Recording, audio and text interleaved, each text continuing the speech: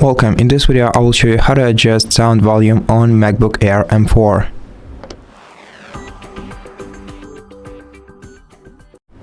To do this, you can either use the function keys F11 for decreasing the sound volume and F12 for increasing it. To mute the sound volume, press F10.